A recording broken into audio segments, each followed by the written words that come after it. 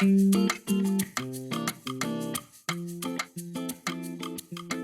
you for having me. So welcome participants today. So we're going to talk a little bit about genealogy from a beginner standpoint. As they mentioned earlier, I'm Cecelia McFadden. I'm the Vice President of the County Genealogy and Historical Society here in Central Ohio. And we have my partner, the local historian librarian, and the librarian for adult services is Bexley Public. And so I'm really happy to be here and looking forward to sharing some information with you. So the Franklin County Genealogical and Historical Society has been preserving the past and supporting family history and research in Central Ohio for the last 50 years. And so our mission is to build relationships, provide encouragement, and preserve the past. And so we do that a couple ways. We have education opportunities such as this one. We provide research support to people who are seeking their family history and legacy. We do history advocacy in general because a lot of people just kind of forget about history. We have volunteers. We've volunteered a variety of events throughout the community. And then we do special interest group participation. So anything related to DNA or a particular country of origin, we have a lot of special interest groups, African Americans, Italian Americans, those type of things. And so that's how we invoke the mission. So today's presentation, what we're going to be talking about is a couple things. What is family history? What is genealogy? And if you're a beginner, should you be starting from scratch? What does that actually entail? We're going to talk about Bexley Public Library. There's some resource highlights here in the facility that you need to be aware of. I'll talk a little bit about what's beyond Bexley Public Library from a beginner's perspective, and then we'll talk about next steps. What would be the next thing you would want to do if you were pursuing and starting from scratch, or at, the emerging process of tracing your family history. So what is family history? A lot of times people think about it, they think they probably know what history is if they had the subject in school. But I like to think of it as a lore or story, a written account of the ancestry of a particular group of people that are connected by kinship. So that's their relatedness, right? And so if you think about it in the journalism perspective, I mean, we've always heard about who, what, the 5 W's, and how. Family history is the how and why of your connection, right? And it provides context for the related group's past. So how did they become related?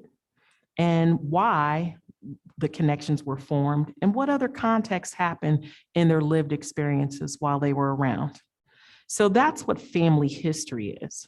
So we want to think about family history in a larger perspective, and then we move on to figure out the next step, right? Because we talked about this is beginning genealogy.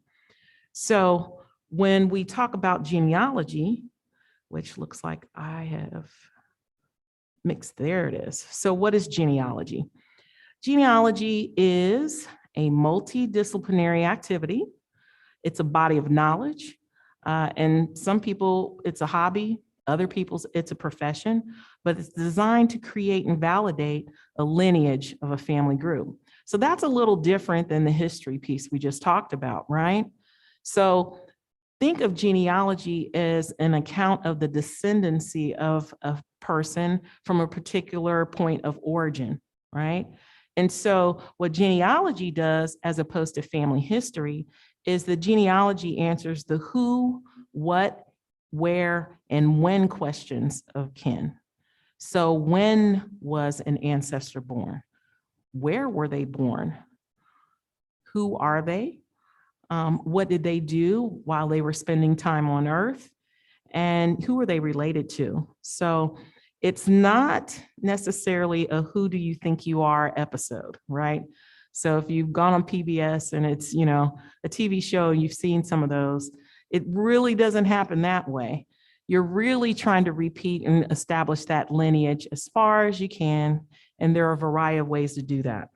So when we think about that, I'm gonna go back. I'm not sure what happened here with the thing. So let's talk a little bit about family history here. And think about what October is. So here we are in the middle of October. You're probably wondering why Bexley is sponsoring these family events. Well, October is Family History Month, in case you didn't know, in the United States, Australia, and Canada. And so for us here in the United States, this is the 20th anniversary of the commemoration of Family History Month. And so it always starts on October 1st.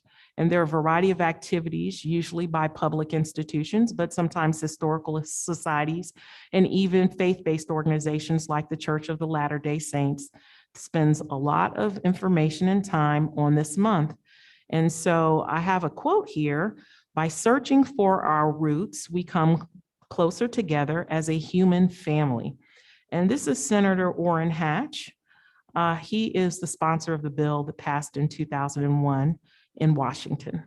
And so I said China or emeralds because if you're 20th anniversary person, emeralds, and China, if you were setting wedding anniversary. So think about it that way. So if we're starting from scratch, which some people on the call may be and some people not, I try to think of it in an acronym. If we're starting from the beginning, or even if you haven't and things haven't worked out, I would ask you to consider this acronym, and I call it WDIRA. So WDIRA for me is the way I can remember it. So it's a rule of 5. There are 5 things that I think you should always think about, and we'll talk about those in some detail in the next slides. And so we want to do the work. We want to make some decisions. We're going to have to do some identification, and we want to do our research, which everyone kind of, maybe that's where people freeze up and say, oh my goodness, I'm not sure. So you want to do some research. And then finally, you want to analyze your findings. I want to let everyone know on this presentation, because you registered and joined, that you'll get a copy of this. So, and I think this will be also recorded, so you'll have an opportunity. So I want you to relax and just kind of take in the information. Don't be so concerned about doing that, because you'll have a chance to review and you'll get a copy of this presentation post, when we wrap up. They'll email you if registered, okay? But this rule of 5, as I mentioned, WDIRA, doesn't mean anything if you don't what? Write it down. I think what happens, a lot of people, because we see things on TV shows and you see how, so you think you can do the research and people are like, oh, wow. And you might go to the library and David may be around and he points you to the Ancestry.com website and it's free. And you're like, oh, it's here. And I just Google some things like, wow, I found Uncle Phil. Well, if you don't write down what you found out about Uncle Phil, believe it or not, things change. Just how websites get republished, the algorithms and the search engines on a lot of the findings that you have online. And even if you're in a physical situation where you may visit a historical society, those things may not be in the same order upon which you found it. And if you don't write it down, the date or time where you made your discovery, months later or even years later, when you try to go back, you may find yourself in a little pickle. So it's really important to write things down and record your findings, whether you did it in person or virtually. So let's start with the first acronym, the W, which is work. And what work means, you want to come from what you know to the unknown. I find a lot of times if I'm in the library or talking to a person who's interested in doing some research, they're like, I never met my great-grandfather Joe. Can you help me find him? Well, I guess I could if you gave me some information, but I think what's really important is that you understand how to work with what you do know. So you may not have, you've heard about great-grandfather Joe, but you know definitively that your grandmother and grandfather were born in Waverly, Ohio in the late 19th century or early 20th century. And you have their birth and death dates, or even you've gone by the old family homestead and you know exactly where it is. That's where you want to start, what you know. And from the known, you can start working, building up your confidence, building your skill set into working into what's not known. So very important to work with the known and then work backwards to the unknown. So one way you do that is you document things using standard forms. And so these 3 forms that we talk about, and there'll be some pictures a little bit later on the slide presentation. These are 3 documents that help you do exactly that, help you write it down and help you work from the known to the unknown. Those 3 elements are something called a multi-generational chart, which I will explain a little bit later in the presentation. There's another artifact called a family group sheet, and finally, a research log. And all 3 of these documents are fairly available on the internet. I will provide some samples in this presentation, but they are fairly available and free. Don't pay anyone for these 3 things. And a lot of libraries have hard copies, but since the pandemic, not as much. But they're available online to you. And there are different ways for this to look at. And so if you're not satisfied with one type, I will show you one. If you don't like that one, there are plenty different places where you can pick up different copies or something that's going to suit you best. Or if you have some online skills with software, you can make up your own versions of these after we explain what they're for. The other thing that you need to do as far as the work is interview your oldest living relative. I'll say it again. Interview the oldest living relative. Now, depending on your family unit, that could be a variety of different things. It could be, when I say relatives, if you have someone on your mother's side of the family and your father's side of the family, it's best to probably interview both. And using the same questions, you will get a variety of different answers. And so you want to do it a couple ways. So I have here the maternal and paternal side of the family, the oldest living relative, and then the oldest male and the oldest female in your lineage. That may not be one and the same thing. So I wanted to make sure you want to distinct that. So you may have to interview more than 2 people to acquire this data, right? And so we'll talk a little bit about some of those interview questions, but you want to interview the oldest living relatives because from a genealogy perspective, they can provide context on that descendancy that you're looking for, right?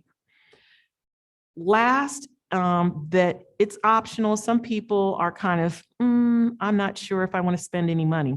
So far in most of this presentation, since this is a beginner's audience, we are talking about things that are of no cost to you, except your time, which is still valuable. But if you do have an extra, the cost of a pair of shoes, you want to go ahead and get autosomal DNA testing completed. That runs about, and you've heard the commercials from Ancestry is one of the ones that's more popular. And around this time of year and around the holidays, towards the year end, they will run sales for $59 and $69 for those that autosomal testing. If you feel comfortable with that, you should get that autosomal test done for yourself and for these 2 oldest living relatives if they are available. In proximity to you. So those would be the 3 baselines that you're working from a beginner's perspective. Again, working from what you know, because that's going to give you a baseline to how to find things you don't know. Interviewing your oldest living relatives, the oldest male, the oldest female, and then the oldest on your maternal and paternal side of the family. And then last but not least, if you have some extra cash laying around, you want to go ahead and get your autosomal test completed. Once you have that baseline of that work, because you have to put in the work, it's not always fun, you have to make some decisions, okay? Once you have that baseline information and you have it documented and it's all written down, we want to decide what we want to learn about our family. One size does not fit all. You may have a situation where families have been incarcerated or oppressed or enslaved or in human trafficking. You know, those things aren't always the fun things to talk about. Or you have an ancestor that was a prisoner of war, as an example.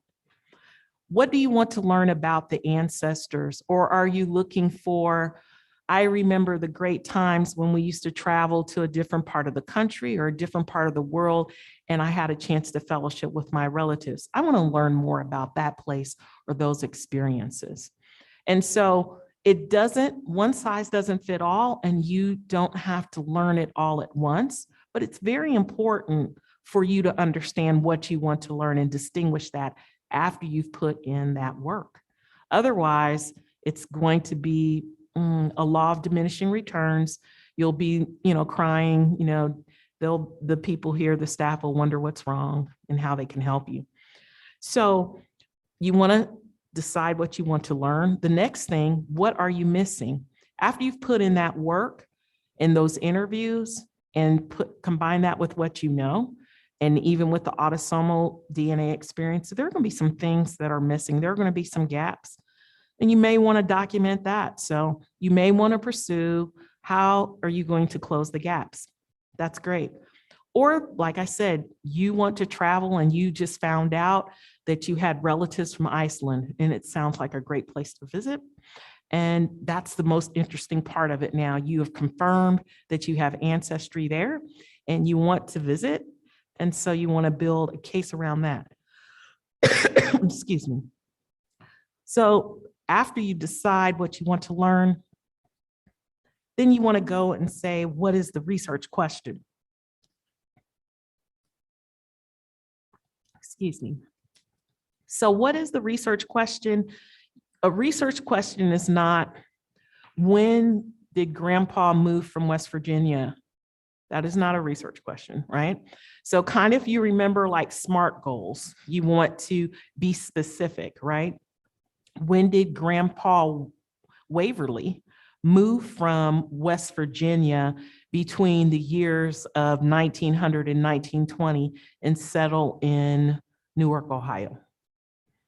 That's a research question because you have enough elements where you can start following up and you can get support from the societies or librarians or people that can help you out. And then finally, you want to make sure that you're only doing one question at a time. Not all 5 questions that you're interested in, but one question at a time. Because once you decide on one question and you research it thoroughly and find an answer, it may provide some clues or context for the next question you want to answer. So it's very important not to try to address them all at once. It could become an exercise that's frustrating, and then you don't get what you're actually looking for when you start out on this quest. The next thing you want to do after you make a decision is you want to identify. You want to do some identification of the sources that you're going to have to leverage to find the answer to your question. You're going to have to understand where those sources are located. And finally, you're going to have to put a plan of action together in order to retrieve your results. So again, source of information, there's just a variety of things. Again, you see a lot of commercials about Ancestry, and because it's been free during the pandemic, everybody's had a bonanza, but also they have also changed their policies. There's a lot of things going on out there, and if you're not careful, you can end up being frustrated because you may not understand how the search algorithm works. You may be looking in the wrong places and you're not getting some guided assistance. So that's the thing you want to do. So you want to identify things. Last but not least, and I want to make this easy, I think of the 3 S's when I talk about research, or make it straightforward. I'm not going to say research is always easy, but you want to determine a system for how you're going to approach your research. So a system is a way that you can repeat the process. Remember, I talked about writing it down so you won't have to be in a pickle and forget something, but you also have to have a system to support what you're writing down and recording so that you can repeat that process over and over again to get a result. So you need to put the system together. You also have to have some software. That's my recommendation. The good old days of stacking all the paper up in the vertical files, that's Bexley Public Library's job, not yours. So you want to, you want to make sure that you can have software, and there's no excuses, folks, no excuses. There are free versions of most of the tools. They may not give you everything you look at, and then there are paid versions as well. And again, you have to decide to make some investment in this process. You know what I'm saying? So just like your ancestors invested in a legacy, you're going to have to invest in documenting thereof and documenting your part of it. So everything's not free, but from a beginner standpoint, you want to get the investment so you can see the value. And then finally, you have to decide what kind of searches you're going to use in your research process. So there are three types of searches in general, just big buckets. You don't have to get those down, but you do need to understand those. So because coming out of the pandemic, a lot of things have been virtual. A lot of resources that were in-house have been made complimentary and free. So you can kind of surf on your couch, and people have turned into quite the researchers from the couch. But all of the research is not there. Just a fraction of things have been digitized. There's still so many things that if you come into the library and work with the professionals, that you'll find that will help add context and enhance and elaborate what you found online. So there's virtual, you have to travel to places. You have to go to the historical societies. You have to go to just different places, other libraries besides your home library. So BPL is your home base. We'll talk a little bit of how you branch out of your home base. And then finally, you want to travel. So the things that are set up where your ancestors may have lived before they came to Central Ohio, though that travel could be the county courthouse. It could be the family cemetery that you didn't know about. It could be the place of worship that your family spent time in. And so it's very important to understand the difference, because all of those searches are all distinct and different. You could combine some of the things, so don't misunderstand me. You can, travel down to Georgia and Cobb County Courthouse, and while you're there, do a couple of online searches, and also, combine it all and maybe go to the archives, the branch of the National Archives that's in Georgia. But in general, you want to make sure that you have those separate and be very intentional about what you want to do as far as your research is concerned. Let me go back up and talk a little bit about the system. When we talk about files, files are not always online or virtual. You can certainly have a file system if you do have a laptop or desktop. Some people think that's passé now. Everything's in the cloud. Well, good luck with that. I want you to understand that even though you may have a propensity to do that, you should always back up all these things. So besides writing it down, once you have a file system, whether it be on site or virtual, you should do three, the rule of three. So you want to have the original copy or your original finding. You want to put, maybe digitize it in the cloud, and then you want to have a hard copy of it as well, right? Because anything can happen. And then finally, you have surnames. Once the farther back you go into your family tree, the more surnames you have to research, unless you have some anomalies where two Smiths married each other or things like that happen, or two Morgans. It does happen sometimes, but for the most part, more and more surnames as you go farther and farther and back in time. And even in the 20th century, where a lot of people kept, at least here in the United States, there were always multiple surname searches for people of Latina descent. But here, people started, 40 or 50 years ago, women started keeping their names. Sometimes the children's names were hyphenated, sometimes they aren't. So keeping a file or system about surnames and where you're searching will help you get those things straight as well. So last but not least, once you've done some once you've done some research, you're going to have to analyze the information. And so there's several ways you can do that. But again, four areas. You're going to use some tools to do that. I talked to you about some of those steps. We'll talk about that analysis. It doesn't always have to be software. We have to start evaluating our evidence to make sure it is credible. You know, if Wild Bill Hickok was your relative, did they always call him Wild Bill, or what was his real name? I mean, do you have a way to evaluate that? So you take the records that you found during your research and you start to evaluate it for credibility and for evidence and for accuracy. The same thing with surnames. Surnames have changed and the spellings happen over the years, right? So my surname, surname that I have is McFadden. Well, 100 years ago, McFadden may have been MacFadden. It could have been spelled, depending on the census taker, McFayden. It could have been spelled McFaddin, not En. And so all of those spelling variations means that you could have a variety of things you have to look for in order to narrow down the searches. And so because people didn't always write things and there were agreed upon spellings, they wrote it as they heard it or as they felt it sounded out. And so that could yield some different variations in how you can research your paths or finding your ancestors. We talked about software. It's important to still use that when you're doing the analysis, and we'll talk about that in a minute, because those three essential things, the pedigree chart or the multi-generational chart and family group sheets, those in research logs, they're built in the software. Yay! So you can use the software to keep things going as opposed to always writing things down. So we want to do that.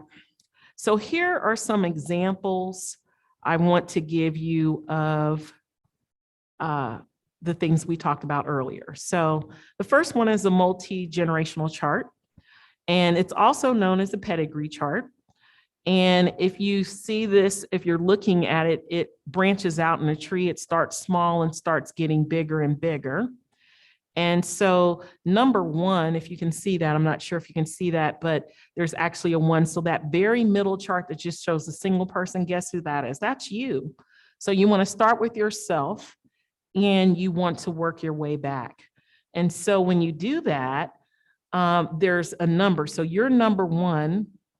And there's a system that people use so that everyone always knows what they're talking about.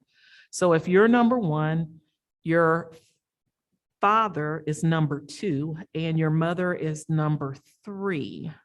And so if you're looking at these pedigree charts, so that everyone understands that all of the odd numbers or the things at the bottom of the chart have to do with your matrilineal heritage, and your patrilineal heritage is the even numbers.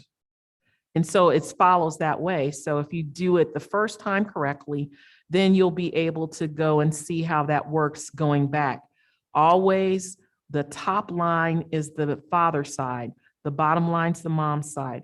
So if you went and documented your dad and then you talked about his parents, his father would be number 4, his mother would be number 5, your grandmother. And if you did it over and over again, it would repeat itself. So when you look at these charts, there's kind of a system. You want to make sure that you're following that system so that when people and professionals try to help you, there's some sense making that they don't have to unpeel the onion if you follow the system. So there's a copy here of American Ancestors, which I have that as a website or helpful area.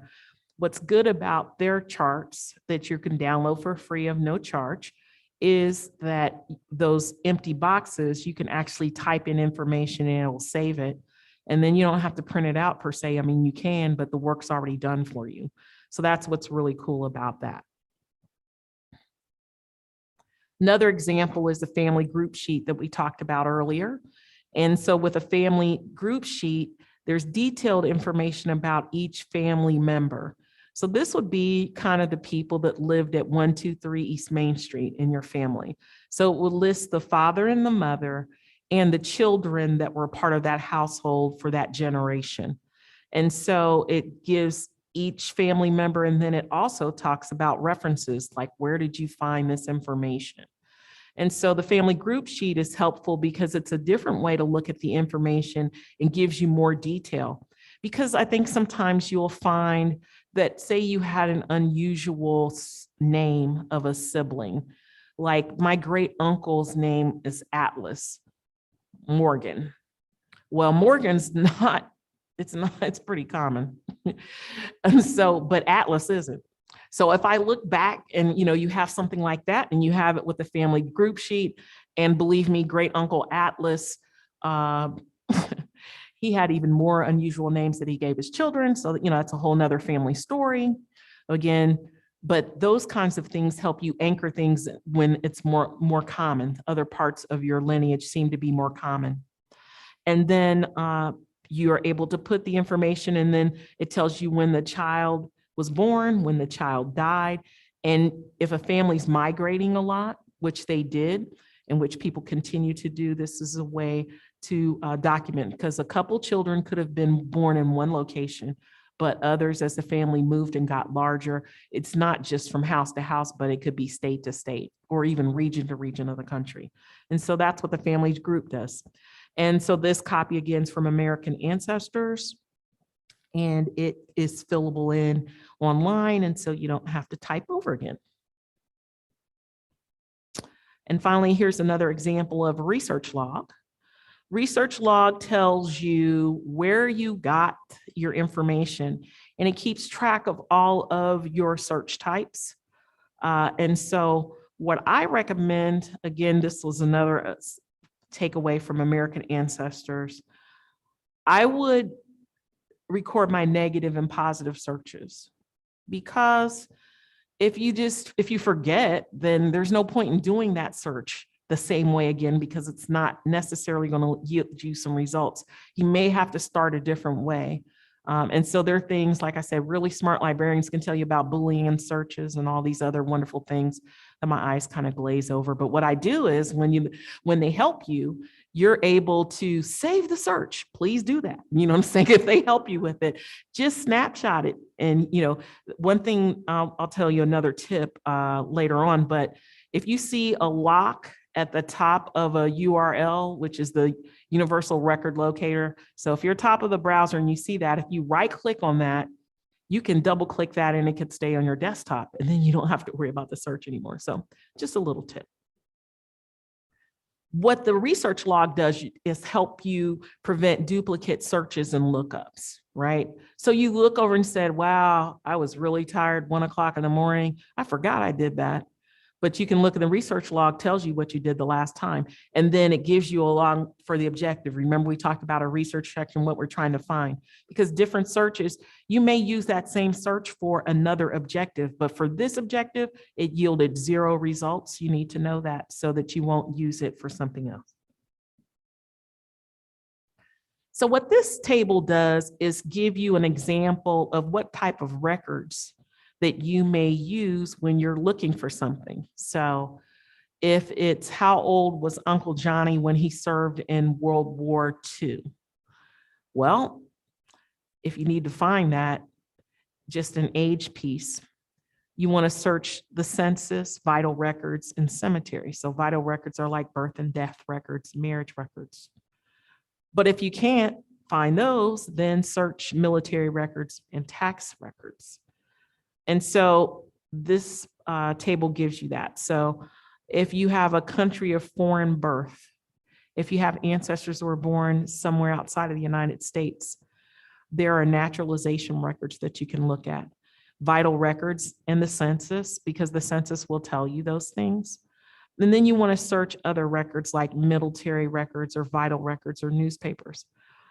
One of the things that's not included here, which I think is an overlooked area, and we can talk about it, but again, it's not a beginning topic, it's church records.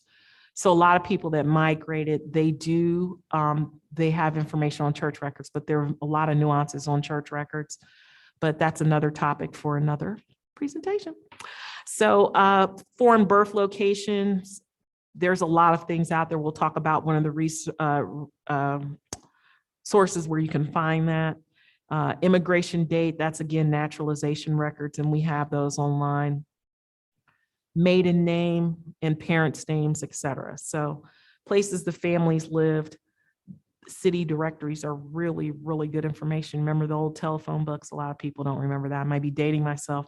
Some of you on the call don't probably even heard of a telephone book, but there used to be telephone books, and guess where the telephone books are? The city directories in this wonderful place called the library. It's just beautiful. And so you'd be surprised the information you can find for things like that, the city directory and phone directories. So here I have a battery of questions in this part about oral interview questions.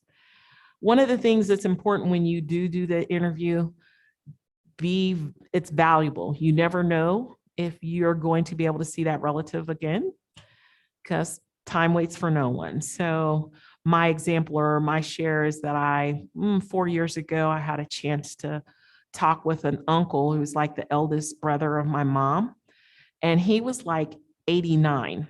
And so we spent time visiting, and I got some of the oral interview questions and I recorded it. At least I did that, right? Because a lot of people are like, they don't want to talk anymore. I'll catch them the next family reunion. Well, they may not be at the next family reunion. So it's really important to record. If you have a smartphone, you can do it that way, but there's other kind of devices that are fairly economical to do that. You definitely want to record it. But the other thing that you want to do is transcribe it. And you don't have to do it yourself. Again, I'm probably dating myself. You probably don't remember executive assistants or administrative assistants that used to do all that work for you.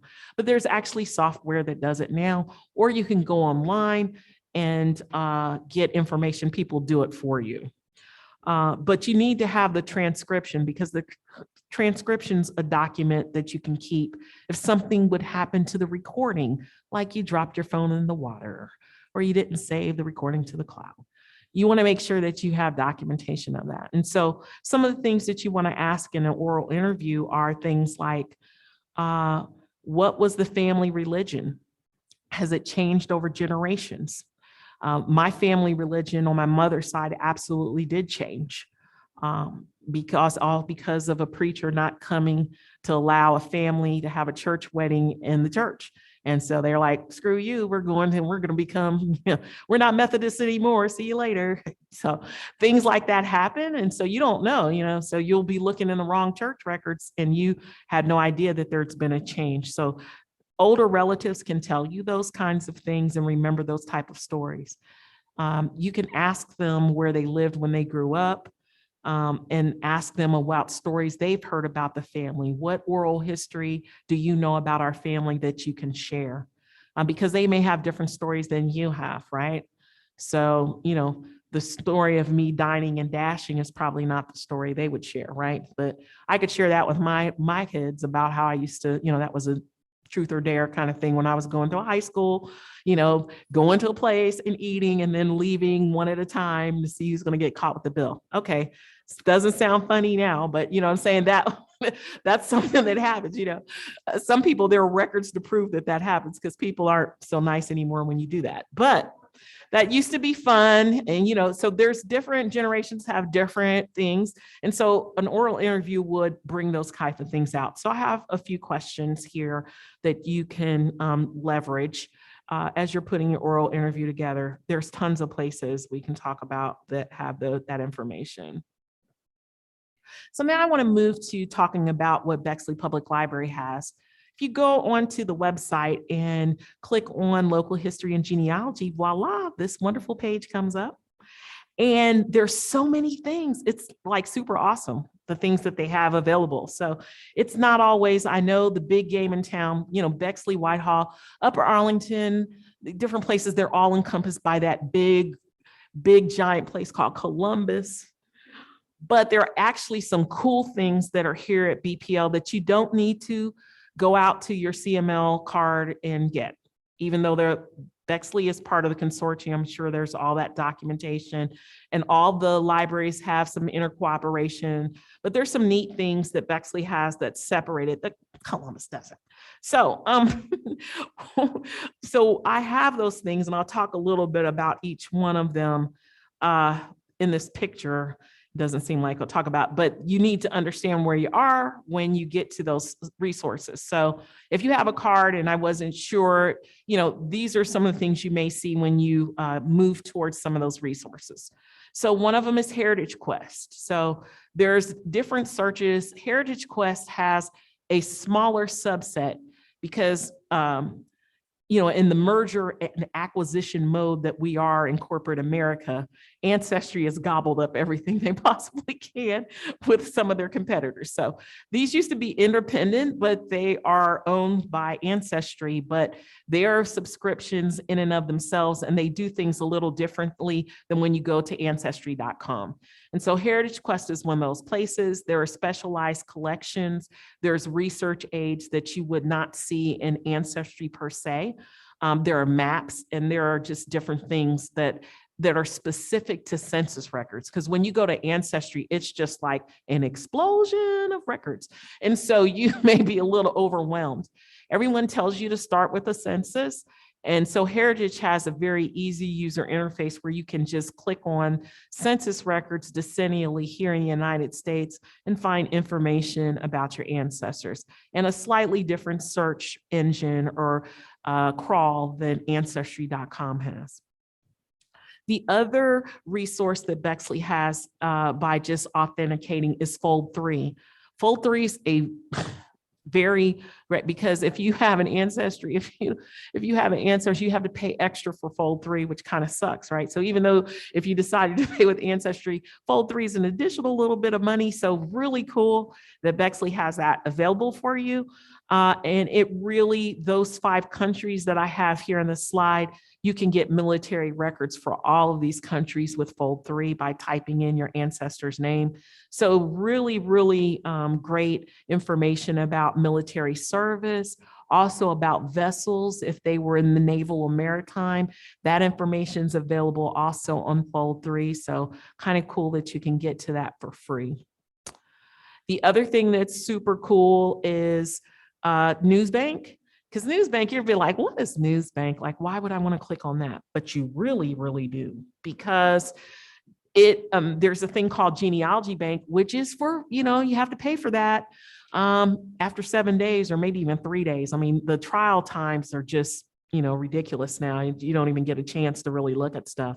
So there are over 260 million digital records, including the largest collection of obituaries. And so guess what? CML doesn't have it. Bexley does. Hey, yay. So you want to make sure you take advantage of authenticating and going through that to find obituaries. Because if you don't go through Genealogy Bank, your only alternative is newspapers.com. And as much as Bexley would like to give you the newspapers.com, Ancestry won't let you buy it, even if you're an institution, at least not right now, because I guess they feel since we're giving you the Ancestry Library Edition for free and we're losing that revenue, why would we do that and let you do newspapers.com? So if you don't have, you can try it, but you won't be able to get it. So I've asked several institutions to do it, and that's not going on, at least in the marketing plan that Ancestry has in the near term. So this is the alternative to go into Newsbank and get information about obituaries. ProQuest, African American Heritage, CML has that as well, Columbus Metro does, but that's a very, ProQuest is separate, but you want to know about ProQuest when you start doing research, and they can help you with this. But again, this is beginner class, more later, another time. But that's a really good place. And then the other two that I'll share that right now, Ancestry, you can access the library edition at home for free. What's really great about that, which is like a little hidden benefit, hidden Benny, you don't have to download your find, you can email it to yourself. Right? So you may or may not have used that feature, but it saves up to 300 of it before it starts over. So wherever you are, if you're using the Ancestry Library Edition and you email something to yourself, it will hold it in memory 300 emails before it resets. So isn't that great? Because I forget when I go to library. I did that, but you can go on and kind of log on to your find section, and you'll find that history, and it will hold up to 300 of those before you reset. So I think that's kind of cool. in case you didn't download it to your, device. The other thing is family search. So family search is absolutely free, always will be free.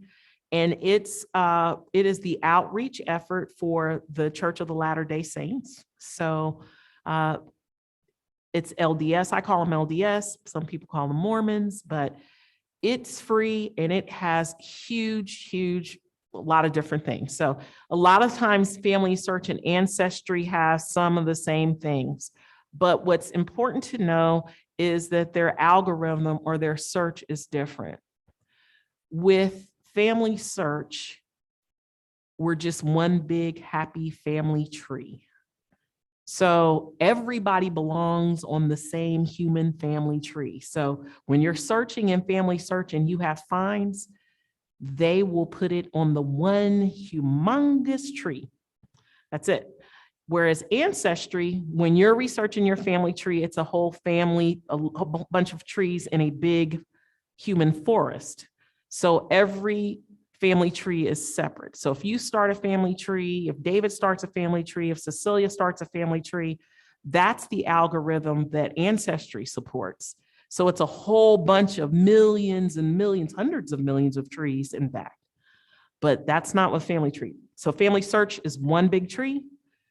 So you may, and because of that and the way they interact with each other, you're going to find different records at different times because of the way they've structured the framework of the database. So that's important to know.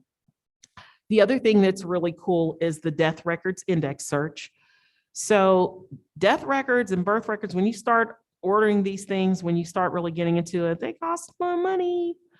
But it's really cool that BPL has the Ohio History Connection and has that available, the index search that's available. Now, we're really fortunate in Ohio that we can get some of these things. If you're in the state of New York, good luck with that. It's just not the same. So we can get death indexes and information up to 1944.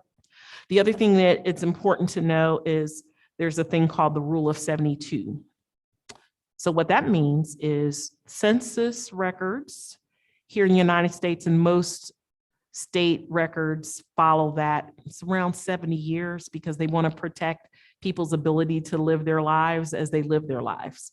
And so it'll be 72 years before they release every new census. So right now, you're only able to get the 1940 census and back to 1790 when the United States first started doing censuses.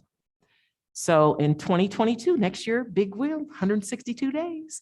In April of next year, the 1950 census will be released, right?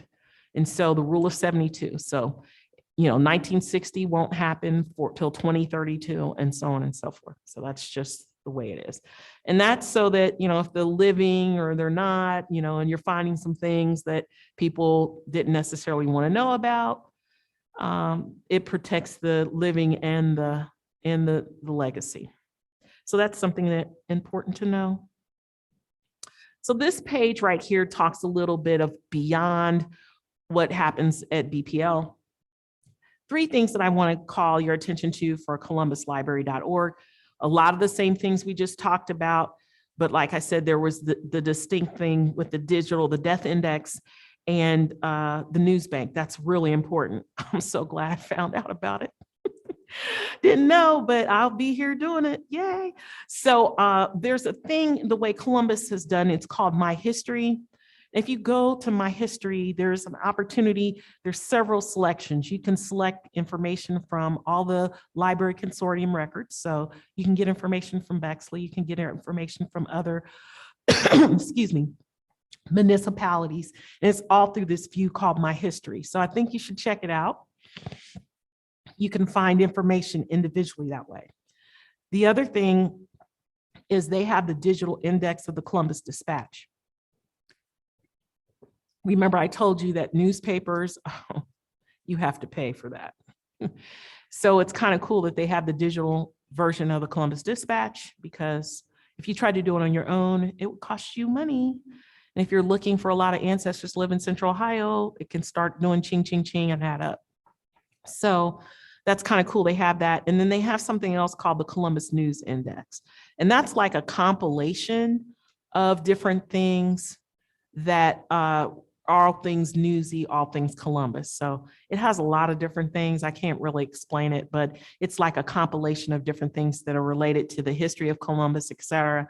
And so that's kind of cool if you're looking through things, if your ancestor was a member of a particular organization or something, they work for White Castle, something like that. You know what I'm saying? You can find information there. I mentioned AmericanAncestors.org. AmericanAncestors.org is actually the website for the New England Historical Society. It's pretty important because most of our history in the 13 colonies, for the most part, started in New England with a lot of the documentation. And so their historical society has a lot of information and a lot of indexing and records related to the founding of our country and things around the revolution. So if you can trace your ancestry back to that time, it's a very valuable resource to have. And so they have a lot of information, a lot of free information for people that are just starting out. And a lot of their, they have webinars, they have recordings, they have free blogs and stuff, so you can sign up. That's another way to kind of strengthen your skill set and build your skill. The third URL here I have is the Library of Congress, our very own Library of Congress. Two areas in archives.gov, which is our national archives. So that's American memory. So Library of Congress is one of the largest libraries in the entire world. And we have, every American author that's ever published with an ISBN, they have a copy of that record or have something close. The other thing they do is they do have another newspaper edition called Chronicling America, which has a lot of old newspapers. So if your ancestors lived in Denison or whatever, or lived around Denison University, for example, there's a small publication that was there for, 3 years. So it has things like that. Sometimes you can find your ancestors there, but Library of Congress has a myriad of things, right? They have lesson plans, they have photos, they have all kinds of things. So does the National Archives, where just a lot of record sets that you wouldn't think about, a lot of the films and a lot of the documentaries, the military, from World War I and World War II, they're there on the archives, and all those things are free. Another two that people don't talk about, the Family History Guide, thefhguide.com, is a great resource it's a compilation. Again, it's an aggregation of things from Family Search, Ancestry, and a lot of different places, but it's a one-stop shop where you can learn things depending on your learning level. So it was designed by people who were instructional designers. So there are activities for children. There's just all kinds of things to pique interest from a family perspective in family history. And also, if you're a beginner, it gives you, various points of starts. If you're an audio learner, there are podcasts. If you're a visual learner, there are photos and slides. If you're, and so it depends. And so it's kind of neat to do that. And I think it's one of the most under mentioned, I think it needs to have more mention than it does. But once you start getting involved and going to it, you'll see the value. And then the other one that I think is ohiomemory.org, which is a compilation from our Ohio History Connection, which is your tax dollars at work. And so it has a lot of information and slices and dices Ohio's information from a historical perspective from a variety of levels, but it's managed by they call it Ohio History Connection. When I was growing up, it was Ohio Historical Society, same thing, different name now. And so they have different ways to do that. So I'm right at time. I really, if there are questions, I'd like to take them. Just for next steps, it's really important just really quickly to say, there's an email account. Don't use this is just my perspective. Once you're starting this, create an account. They're free, Gmail, Hotmail, MS Mail, whatever. Create one just for your genealogy. You know what I'm saying? So Maria's genealogy at gmail.com. The family baker at gmail.com. Think of something that's doing that. So when you have your finds, you don't have to dig through your other email. There's something specifically for that. Email it there. And then that way it's less clutter. You don't feel as overwhelmed. You can see the progress incrementally, right? And everything, it's all things genealogy, all things family history for you. And it's just a really easy way to start that system I described. The other thing is keep a budget. If you guys are going to Starbucks, I mean, if 5 lattes in a month is software, what I'm saying? You can buy Roots Magic for $20. So there's not a reason why you shouldn't put aside maybe $100 a year to invest in this, because it's well worth it. You want to make a decision on your file system. We talked about that. And then I highly recommend, as they mentioned earlier, make an appointment with an original search engine. You may wonder, like, what's an original search engine? It's a librarian. They are available. They are the original search engine. And so there's an Ask a Librarian. There's an appointment right on the website here at Bexley Public where you can do that. American Ancestors, the one I mentioned, you can do a live chat there.